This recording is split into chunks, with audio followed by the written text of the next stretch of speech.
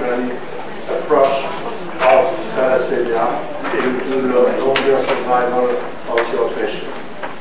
And thank you to invite you, despite everything wrong about thalassemia, because I'm not a pediatrician, I'm not a hematologist, don't care patient with thalassemia, because there is no patient suffering from thalassemia in another part of France where I live. So I will focus my talk on iron and cancer. First of all, I have no conflict of interest, unfortunately, about the topic, and I will be restrained to send you the bird instead of the egg.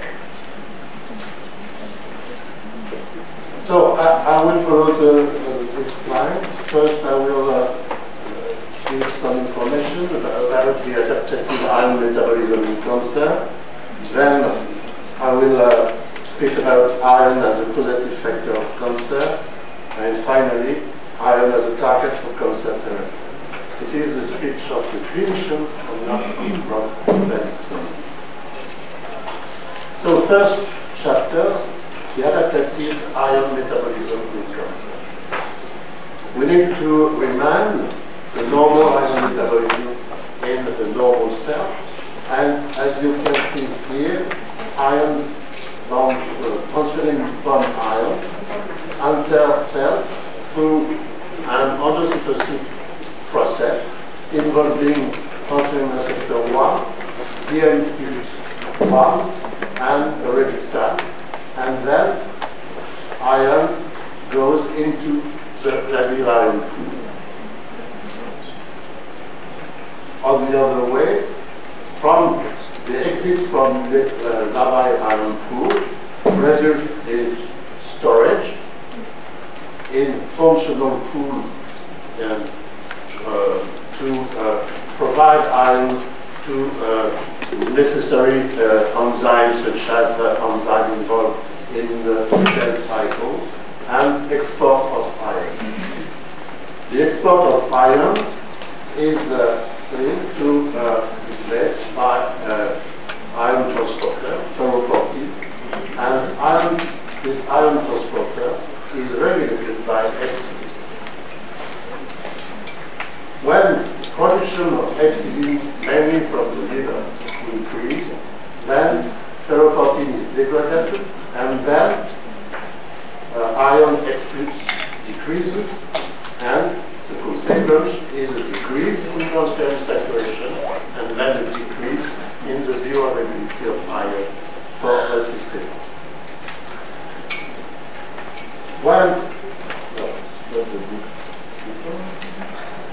When hepcidin decreases, then ferroportin is markedly expressed as a cell membrane. This increases iron efflux, and this leads to increased transferrin saturation. The hepcidin-ferroportin axis is mandatory to regulate systemic iron. What about the cancer cell?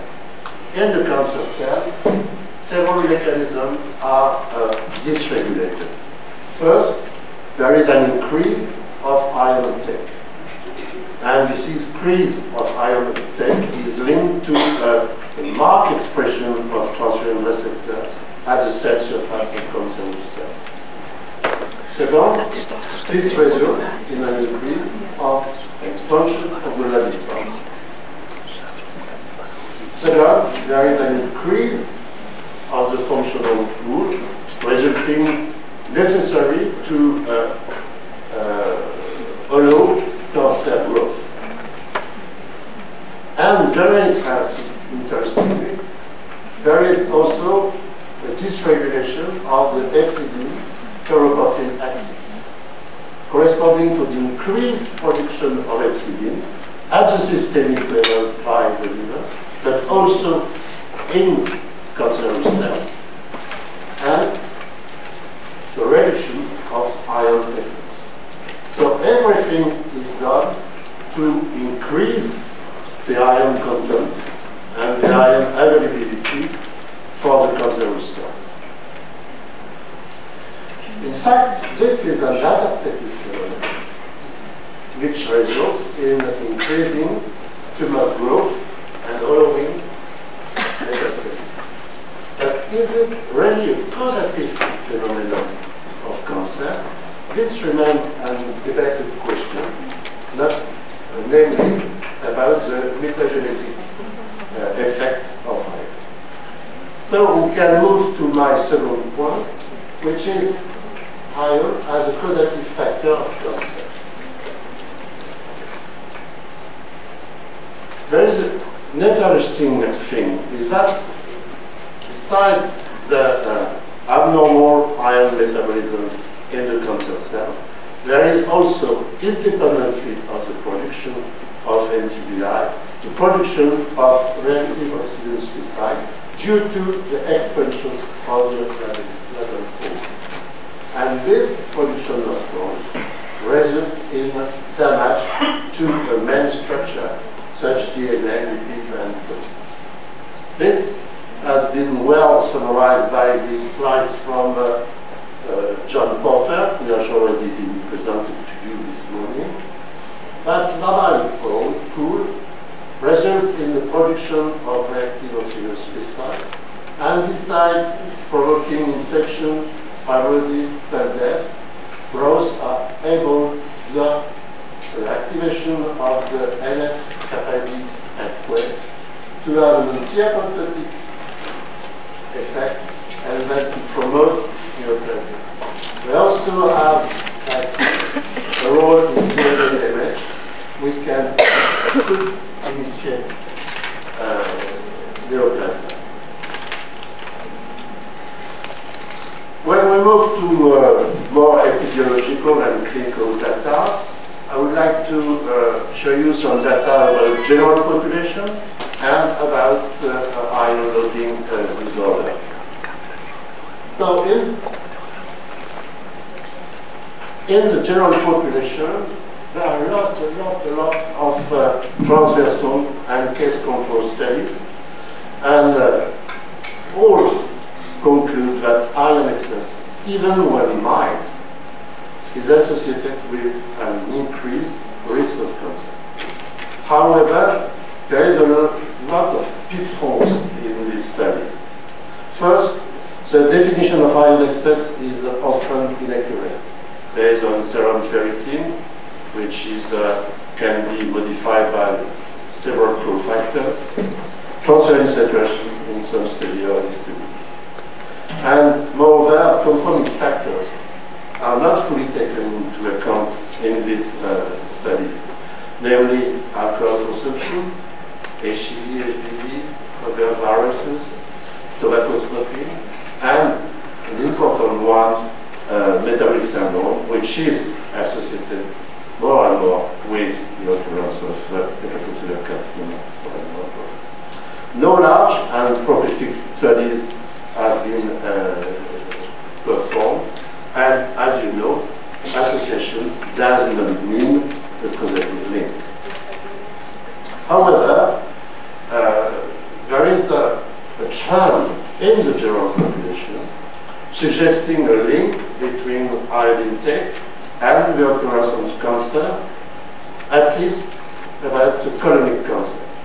And from the meta-analysis of Fonseca-Nunes, can be concluded that, in fact, an increase of 1 milligram per day of M iron intake,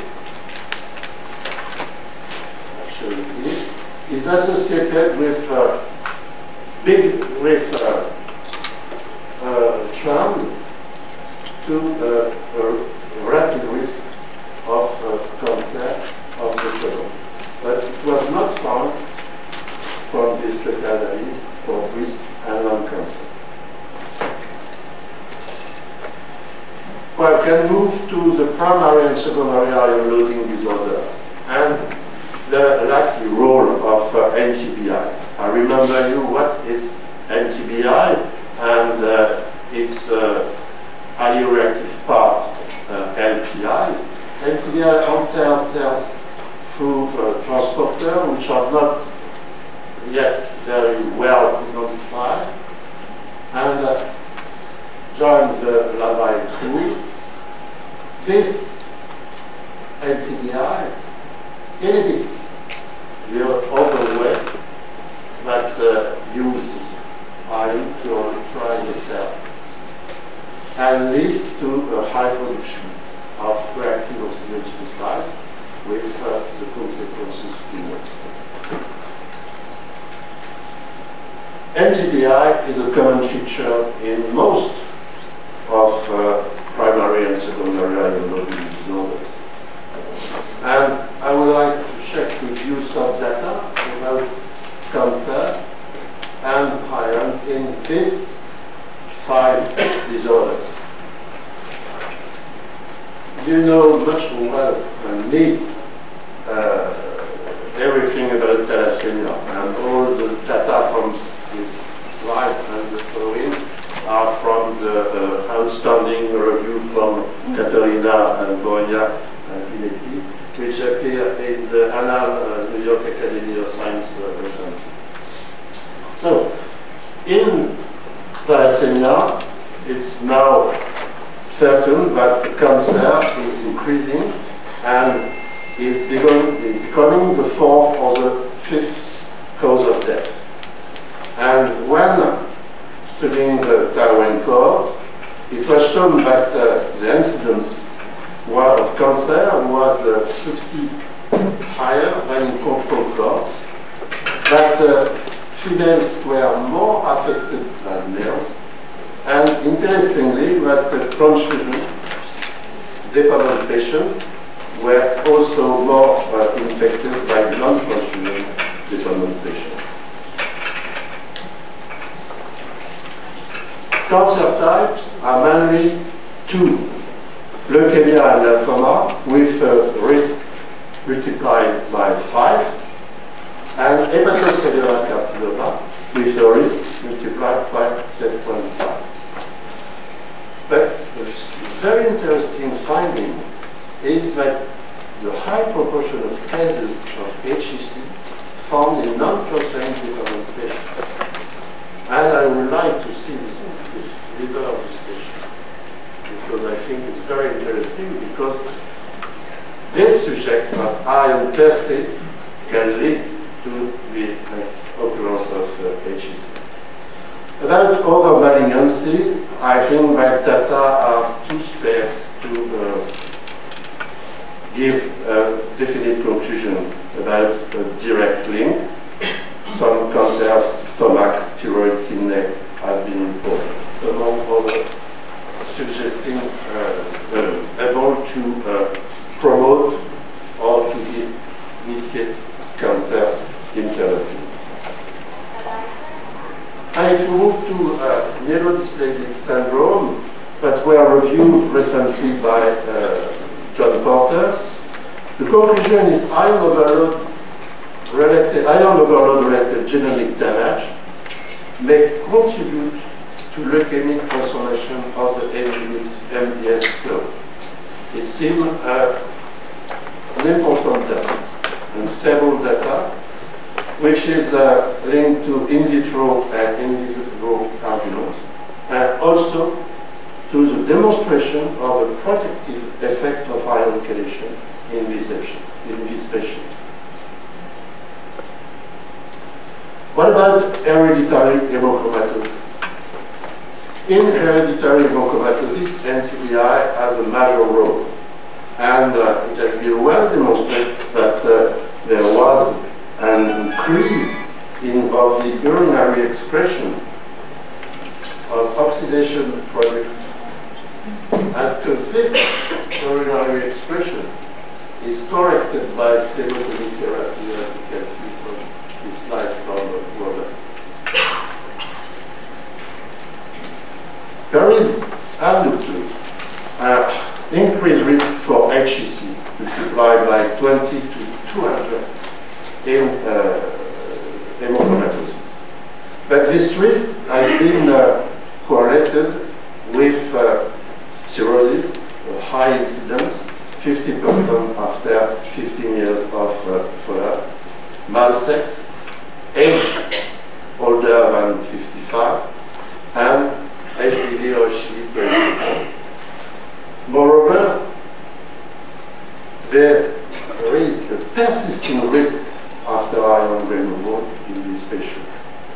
So this could suggest an indirect role of iron in the development of HEC in patients with hemochromatosis.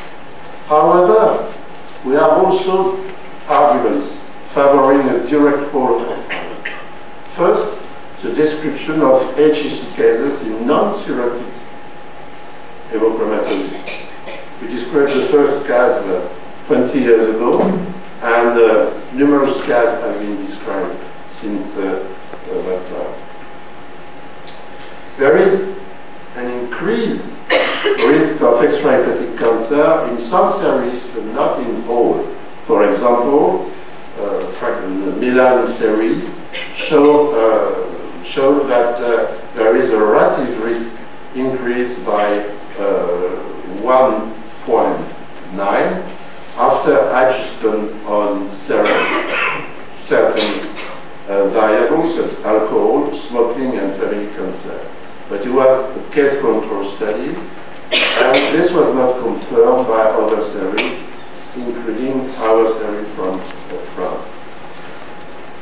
But if we did not confirm an increased risk of extrahepatic cancer, we found when studying standardized mortality ratio in our patients, all patients had been treated in our series, so after treatment, but in patients with mild iron overload at diagnosis, with serum ferritin comprised between the upper limit of normal and 1,000 micrograms per liter, the overall mortality was markedly decreased, and this decrease was related to both a decrease in cardiovascular mortality and a decrease in extrahepatic cancer mortality. So could exist a link between iron and extrahepatic cancer in hemochromatosis. Another argument is the finding of pedoplastic lesion in the hemochromatotic liver. We described some years ago foci of iron-devoid hepatocytes, which could be seen at the macroscopic level, but also at the microscopic one, whether the liver was cirrhotic. What about? Was cirrhotic? What nothing? Please help me. Oh. So, whether the liver was cirrhotic, like this, or not. And most of these foci were constituted of dysplasic cells. And when following this patient, according they had iron phosphate diagnosis or not iron phosphate diagnosis, after a follow-up of several years, we demonstrated that half the patients with iron phosphate further developed cancer, HEC, compared to less than 10% of patients with no iron phosphate. Finally, the direct role of iron is suggested by a specific molecular signature of HEC in the hemochromatotic liver with mutation with the P53 gene with a clustering at codon 220 in more than 2/3 of HEC complicated hemochromatosis. What about in patients with iron overload secondary to cirrhosis? Maybe it's a concept you are not very familiar with. And remember that in end-stage liver cirrhosis, there is a decrease in liver function, then a decrease in the production of both hepcidin and transferrin, an increase in transferrin saturation, production of NTBI, and then increase of hepatic iron. And this slide is not for the patient with hemochromatosis. It's for the patient with alcoholic cirrhosis or HBD cirrhosis, I don't remember, with iron overload secondary to cirrhosis. And when considering patients with HCC in non-hemochromatosis patients. We demonstrated that patients with HCC had higher hepatic iron concentration to H ratio than patients HCC-free after adjustment of HCC.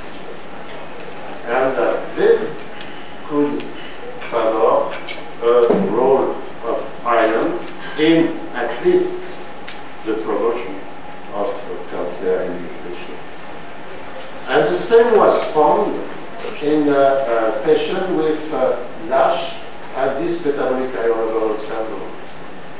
When studying iron deposit in the liver of this patient, according to their HCC or not HCC, you can see here that all the total iron score, the hepatocytic iron score, sinusoidal iron score, and the total iron score was significantly higher in patients with HCC than in control. That suggests also the role of iron in the determination of cancer. And the same was found in the when studying non-cirrhotic liver with cancer. You can see here the hepatic iron index was higher than in patients with metastasis or control.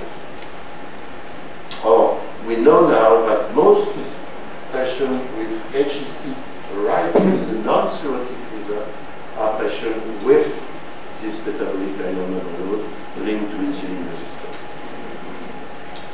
So we can go through our third chapter, iron as a target for cancer therapy. First, we can remove iron by phlebotomy or bloodletting, and this is done in genetic hemochromatosis. So I show you here the full table of our data about the standardized mortality ratio, the large cohort of patients with hemochromatosis, genetic hemochromatosis, follow for more than 8 years. And you can see that patients who are not being treated because serum ferritin were normal did not differ from the control, compared to patients who had mild iron overload, who had an decreased overall mortality. Those with medium iron overload did not differ from control, and those with severe iron overload, with serum ferritin higher than 2,000 micrograms per liter at the time of diagnosis, had an increase of overall mortality, mainly quasi-exclusively related to the liver, with no increase of extrahepatic cancer and mortality. Iron removal by bloodletting also be proposed to patients with chronic hepatitis C with iron excess. And the data from CATO, published in 2007, were confirmed by the same group 8 years after, with a follow-up of 10 years and then to 15 years. And you can see that patients who had been phlebotomized until mild iron deficiency and weekly and then monthly, and who experienced a low iron diet had a lower incidence of HCC than patients who were not iron depleted. A very interesting study is that from Zakarski, who showed in patients with peripheral arterial disease, a large cohort, that venetion therapy resulting in iron reduction was associated with a decreased incidence of cancer related to death in patients with iron reduction compared to control. And this has been recently confirmed on longer follow-up. You know also, much better than me, that iron can be removed by chelation, and the list of iron characters is now very large, with classical characters, but new molecules such as thilamine, which is an hydroxyquinoline molecule with a polyamine chain, allowing for targeting cancer cell, and the new electrochloride. So our basic knowledge about ion chelation has considerably increased during the past decade. And we know that ion chelators are involved in cell cycle, in several pathways, in aerial stress, autophagy, and they are then involved in apoptosis, cell growth, regression, proliferation, and metastasis. And this is the basis of numerous ongoing trials of ion chelators as agents for preventing or limiting the development of cancer. Then to summarize and to conclude, I could say that iron metabolism in cancer cells is markedly modified with increased uptake, decreased efflux, and this is mainly due to altered methylene-ferroportin axis. This is an adaptive phenomenon which highly contributes to tuber growth and metastasis. Targeting iron metabolism by phlebotomy, chelation, is a promising means to prevent limit cancer development. Whether iron per se may initiate cancer by inducing ROS-mediated damages is likely, but remains to be proven in humans. And large prospective studies, follow-up studies are now needed. They should take confounding factors into account: viruses, alcohol, tobacco, metabolic syndrome, cirrhosis. And they should assess iron burden using reliable means. And they are necessary to answer epidemiological and clinical questions which remain determined. So I think that the risky road of iron is still long.